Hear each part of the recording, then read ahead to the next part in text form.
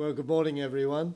I'm going to rush through this because I do want to get to the end, because it comes around in the circle. So I will be fairly concentrating on getting through it, and so I've cut out all the jokes and everything, so I'll be completely without humour and so on. I will get through this. Yes, Alec Nelson, a retrospective assessment, and some of you will have attended the paper I gave at a Dave gives so many of organises so many of these. It was about 12 back. I did a paper about him and developed the whole theme about Nelson and his patron and so on. But for those of you not familiar with it, we're talking about an amateur runner with Goldsmith who went on to become world professional half-mile champion. He was a professional runner. He then had a coaching career centrally at Cambridge University Athletics Club, but also then the connected Oxbridge Achilles Club, London and the Army and so on. And he was coach to the British Olympic team and, in fact, other Olympic teams. Now, I couldn't afford Dave's book to £90 on my modest salary these days.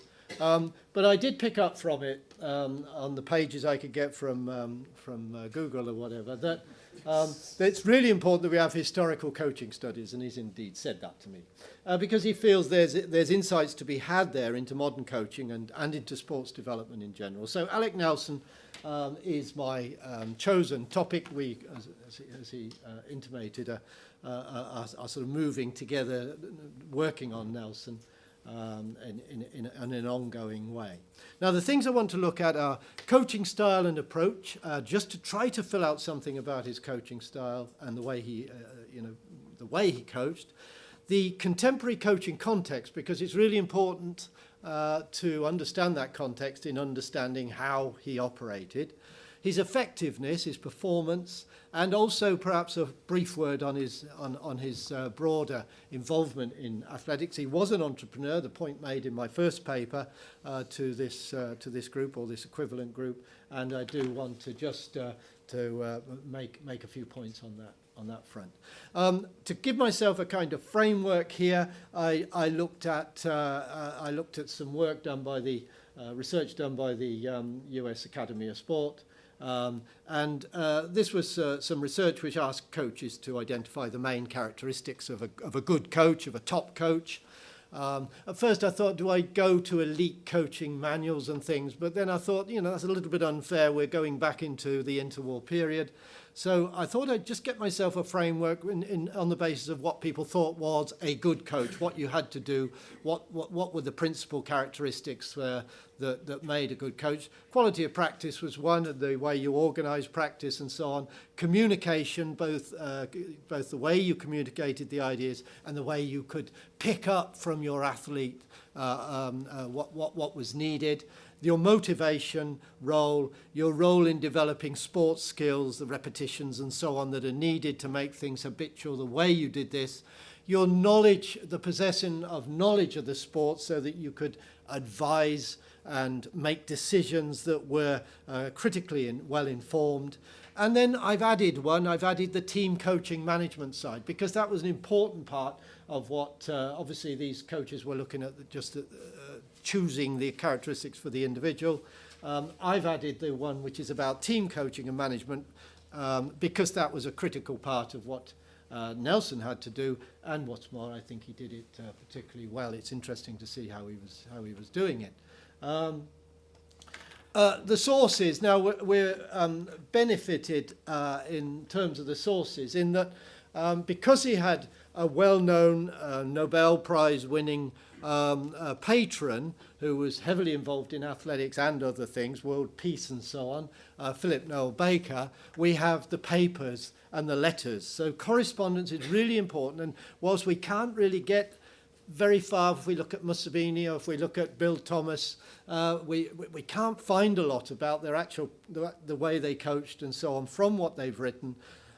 We can find out a lot from what Nelson wrote, largely to his mentor, detailing what was going on at Cambridge. Philip Noel Baker having been a Cambridge CUAC person and therefore very interested all the way through his life in following what was going on. Really interesting reports back, as it were, from Nelson. He wrote the book, Practical Athletics, which Tom McNabb, a former Olympic coach and you know, a reasonable authority on this, who in a review of the literature or the kind of athletics books coming out right through since late the previous century, wrote one of the finest books on all-round athletics written up to this time, strongest on running, but also surprisingly good on unfashionable events such as triple jump and pole vault. And I've anybody to look at the Pathé News sort of items on the varsity sports, Oxford, Cambridge, and look at some of the wonderful footage on pole vaulting there. And you know, with old equipment, you know, the old-fashioned equipment and so on, it really does suggest that you know, his athletes were achieving really quite, to me, striking performances. So he couldn't have been bad at those things, as Tom McNabb suggests. Here's a typical sort of page analysing the different events in advance, I presume, of one of the big matches, annual matches in March against Oxford. What was his approach? How do we? Difficult here working both these. I need a sort of co-pilot here. What was his approach? It was all about, and you get this from his book, and I have to say, my own running, which surprisingly, and he is a blood relative, even though he's a great uncle, I should have said. I have an interest here. Alec Nelson is a blood relative. He was a twin of my great grandmother. It's funny, I didn't know anything about him, but my best run was a half mile as well. You know, it's really strange that. But anyway, might be a complete coincidence. But when I read the stuff in his book about the half mile, I found, you know, I thought, well, this makes sense. This is, you know, I can sympathise, I can understand this in terms of having not had any coaching at all as a schoolboy half miler. But what did he do? You know, his basic work was long, strong work, as he called it, to produce strength. That was the first thing. Then when people reach a certain stage, you concentrate on technique. Then you perfect with technique, with you know, getting the speed right, the distance, the height jumped or whatever. The critical thing was, and a big thing in his book, it was about suiting the sort of the type of practice, the frequency and intensity of practice with, as he put it, the constitution, the temperament, the disposition and environment, and that includes the time that they have available, of the individual. And so you get Philip Noel Baker writing, and I know he was his patron. You'd expect him to say nice things, but you know, he was. I could produce other people writing in a similar vein, but he hits it right on the spot when he said, Nelson really understands training. He knows and can impart to others the technical and psychological secrets of the fine art of racing. He knows too that what so many trainers fail to understand, that every rule must vary in its application to every individual athlete. And I'm going to, right at the end, remember that point. So his approach was about focus on the individual. That was actually really helpful in choosing people's best sport. So Bob Tisdall, when he ran the Olympics in Los Angeles, ran the 400 meters hurdles. He'd only ever run it twice before he got there. Why? He'd been talking with Nelson about what his best sort of event would be, and he duly won the gold in literally his fifth run in 400 meters hurdles. But he customised on strengths and weaknesses. And particularly athletes who suffered from what he called the wind-up, getting nerves. I'll give a couple of examples in a minute. Attention to detail, all the way through these letters. This was not somebody who just casually walked around with his hands in his pockets or a stopwatch in his hand. This is someone who's taking notes, who's measuring, who's recording, who's looking at his intelligence reports from Oxford about what the runners are doing there. This is proper systematic work of a good coach who knows that intelligence, knowledge is what he needs. his strategies. He could deal with freshmen right through to elites. And I think this is where we've got to be careful in talking about what was his approach. We hear a lot about light training in this period, much lighter than later when people would force their athletes to work harder.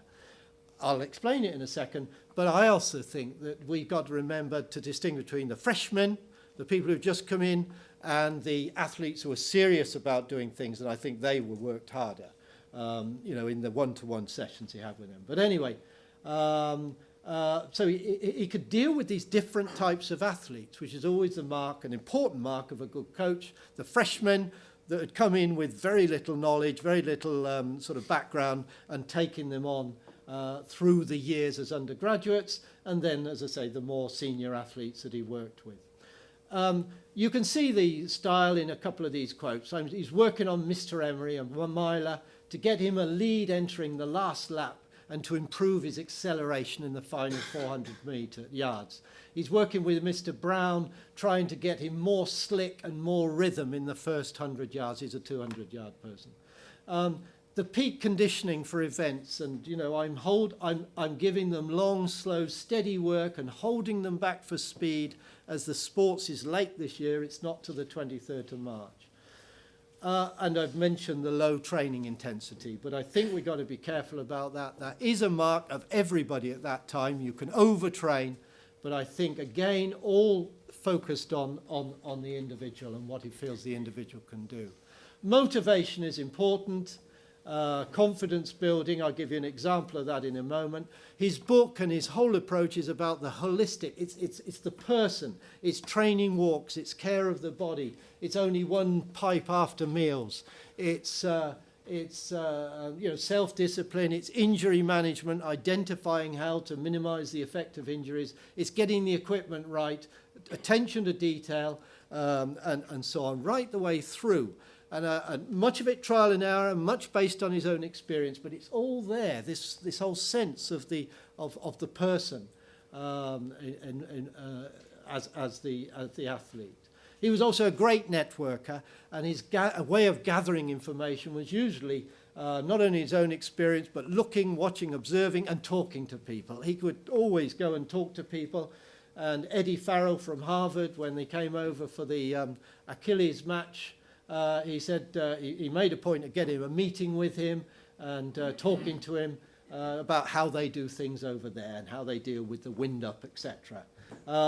Great patience, great social skills. He's dealing with privileged students. He had great skills of persuasion, and that was really important. Come back to that. Team management skills as well. Very important to emphasize this. It's something that I don't think Bill Thomas could claim over at Oxford, certainly not Alf Shrubs.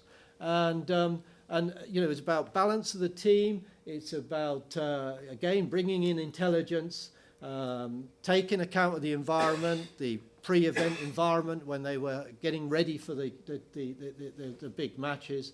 Delegating. This is another way he did it. He seems to have delegated to his best blues some of the event sort of tuition or coaching within the club so that he could concentrate on bringing through the undergraduates.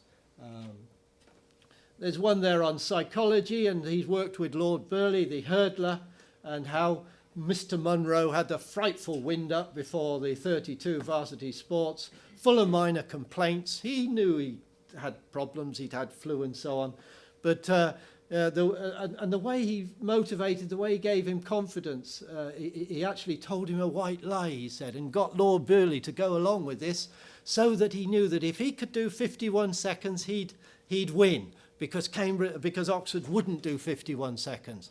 Actually, he wasn't quite sure they wouldn't. But that was the way he did it, and the fella did 51 seconds and won. It was about that kind of attention to detail, that knowledge, that intelligence, and so on that enabled him to do it. In the relays, again, not experience of what other relay teams tend to do in terms of who goes first. So he worked it so he could get Mr. Stoddard to do the third lap and get up a lead of 20, 25 yards, and his last one couldn't possibly be caught at that rate. He had it all worked out, and obviously, part of this was saying, we've got it worked out, we can do this, and to give that confidence to the team. The context is important because it's all about, it's an era of amateurism, and we know the bias against amateurism, and we know that against professionalism, we know the contrast with the US and how that produced a different coaching regime, much harder work for the students, much more work, much more competition. But so it had its impact on how he could operate. It had a particular impact on his coaching roles, what was available to him, what his opportunities were. It always surprised me when I went into this to realise how much Oxbridge was at the centre of British athletics. How many of the top runners were, via the Oxbridge system and the Achilles sort of post-Oxbridge system. There was an important issue here, the Rhodes scholarships that Oxford had, people like Lovelock and Rudd and so on.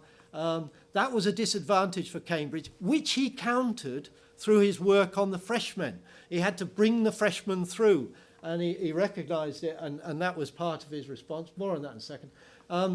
Class was a big thing because he was dealing with Oxbridge, he was dealing with rich, sort of well-off students, dealing with a CUAC committee that didn't always listen to him, and really envied the power that the American coaches had. But he had his persuasion, his ability to persuade, his ability to use his patron, and so on, which was part of the way he countered this.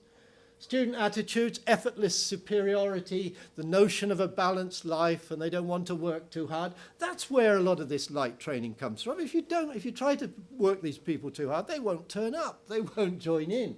So he had to actually work out a strategy for that. He had to rely on freshmen, but many of his freshmen had no background. That was a big problem in school athletics, particularly in field events, where they particularly didn't do field events, even if they did running. And of course, educational coaches, the context there is trial and error, learning via talking to people. There wasn't very much formal that you could do. There's a wonderful example of how he had to deal with these students, the context of his work when CUAC wouldn't listen to him in the 1930, just before the 1935 sports. Instead of going to a remote location in Cambridgeshire, they went to Brighton. That's where the CUAC committee wanted to go. And it's a wonderful story, a bizarre tale of forgotten pumps, jaunts in cars, because Brighton was in the centre of things, near to London town, dates with girls, cars breaking down, last-minute sick notes, failure to warm up, all sorts of disasters because they wouldn't listen to him about it. I need to check to see if they carried on the following year. He said, "I can only say what a horrible, nerve-wracking job a coach is in England. Coach Alec has to do a lot of silly kidding to get an English varsity team to do what is right and good for them." They were overconfident. They thought they were going to thrash Oxford. I can't remember. They did beat them, but it was a disaster for him. It's a wonderful story of the class issue. In terms of his performance, you've just got to look at these to see some real advantage in the period he was at Cambridge. 13 wins to Oxford's 4 with 5 draws. In terms of individual events, 115 to 69. Cambridge won because the all-round quality of their men was decidedly superior to Oxford, whose team, after 5 or 6 good men, Rhodes scholars, had a distinct tail. That athletics in Cambridge is a more flourishing state is proved by the fact that membership at Fenners is more than 3 times that of Iffley Road. And that was one of the important things here. He countered that disadvantage in Rhodes scholars and overseas athletes by really working hard to get higher student participation rates, working on his freshmen, effectively developing the depth of his squad. I could also, in terms of performance, refer to the fact that that he had great that when he went to coach Ireland and Canada rather than the British team, the successes in a second. They had both Canada in 28 and Ireland in 32 had fantastic performances. That might be a coincidence, but I will put it down just for the sake of it. His Olympic medalist there, look at them. It's quite a list. And I even include there Harold Abrahams, because although it's famous that he was a Museveni man, he was only in the last few months. All the way through, he'd been a Nelson man. And I know they didn't get on particularly well.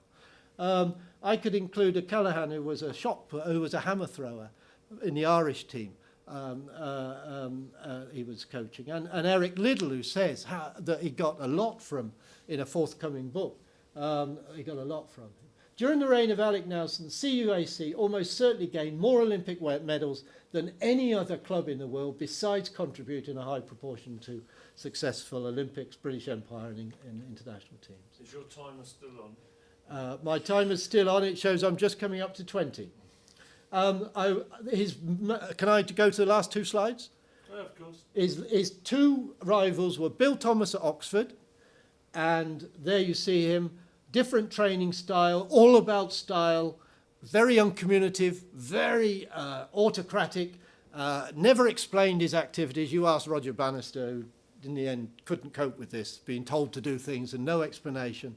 They were different characters. And although he has some big names there, and there are one or two other possibilities that aren't normally listed against him, which I, to be fair, still need to check to make sure he did coach them significantly. It's not a big list compared to Nelson's, and he coached just as longer, in fact. Museveni, different man, interesting man. Again, some good runners, some good victories here. All of these, for both of them, are in running rather than anything else, as you'd expect.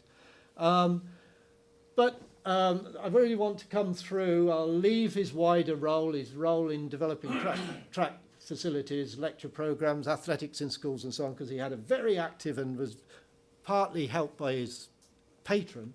And I want to get to these last two slides. I think he was an outstanding coach in his time. He accumulated and he developed best practice methods. He helped move coaching on from 19th century roots.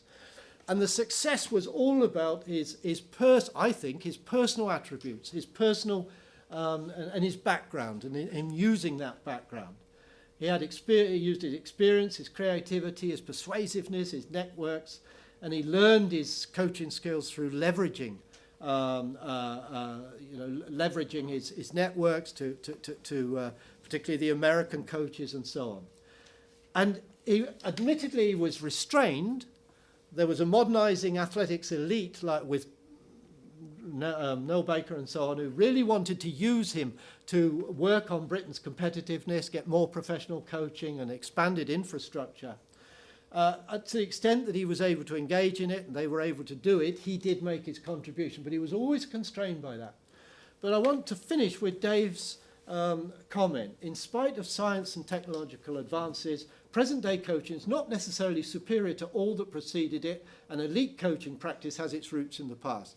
And what I've kind of come to the view on, the view I've come to is that the personality and character of Nelson meant that he could form the relationships with the stakeholders, the athletes, the teams, and so on.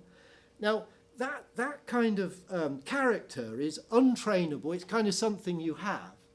And that dimension was really critical to what he achieved. And that's really the link with that quotation there.